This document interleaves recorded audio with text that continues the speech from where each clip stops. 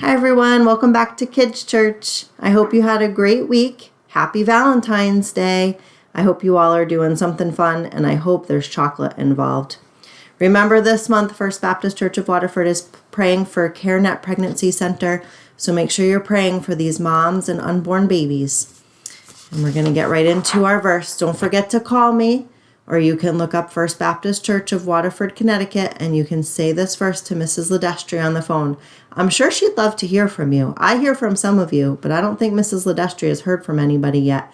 I'm sure she'd love to. All right, here's our verse.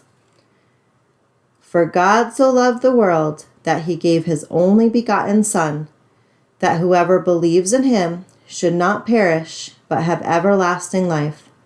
John 3, verse 16. Let's say it again. For God so loved the world that he gave his only begotten Son, that whoever believes in him should not perish, but have everlasting life. John 3, verse 16. Okay, so today's story is called The Friend of Little Children, Jesus and the Children, and it's taken from Matthew 18 and 19, Mark 10, and Luke 18. Jesus' friends were arguing. Who was the most important helper in God's kingdom, they wanted to know. I am, James said. No, you're not, said Peter. I am. Nonsense, Matthew said. I'm the cleverest. No, you're not. Yes, I am. Yes, no, am too. That sound like anybody else's house sometimes? This silliness went on and on like that for some time. You see, Jesus' friends had started thinking they had something to make themselves special to Jesus. Sorry, let me read that again.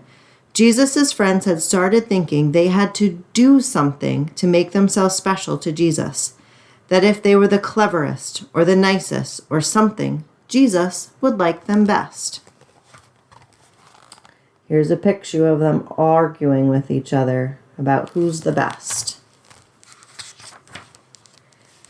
But they had forgotten something God had been teaching his people all through the years, that no matter how clever you are, or how good you are, or how rich you are, or how nice you are, or how important you are, none of it makes any difference. Because God's love is a gift, and as anyone will tell you, the whole thing about a gift is, it's free. All you have to do is reach out your hands and take it. So while Jesus' friends were arguing, some people who knew all about getting gifts, in fact, you might say they were gift experts, had come to see Jesus. Who were they? They were little children.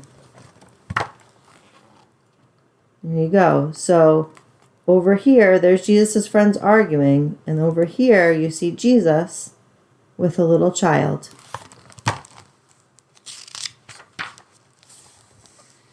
Jesus' helpers tried to send them away. Jesus doesn't have time for you, they said. He's too tired. But they were wrong. Jesus always had time for children. Don't ever send them away, Jesus said. Bring the little ones to me. Now, if you had been there, what do you think? Would you have lined up quietly to see Jesus?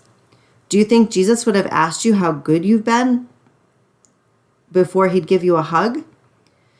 Would you have had to be on your best behavior and get dressed up and not speak until you're spoken to? Here's a picture. You can see over here, there's Jesus's friends trying to keep the kids away. You can see up here, there's Jesus saying, no, let them come. Or would you have done what these children did?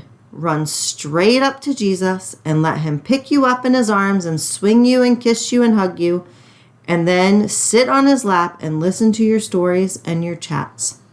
You see, children love Jesus, and they knew they didn't need to do anything special for Jesus to love them.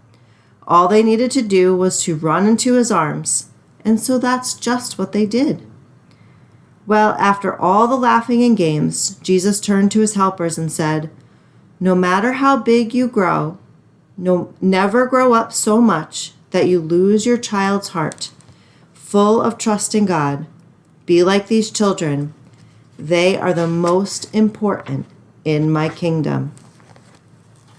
Here's the picture of the children playing with Jesus. Never forget that. Jesus loves you no matter what. He'll always love you. Let's do our verse one more time. For God so loved the world that he gave his only begotten Son, that whoever believes in him should not perish but have everlasting life. John 3, verse 16. I hope you guys have a great week, and I hope to hear from you soon. Bye.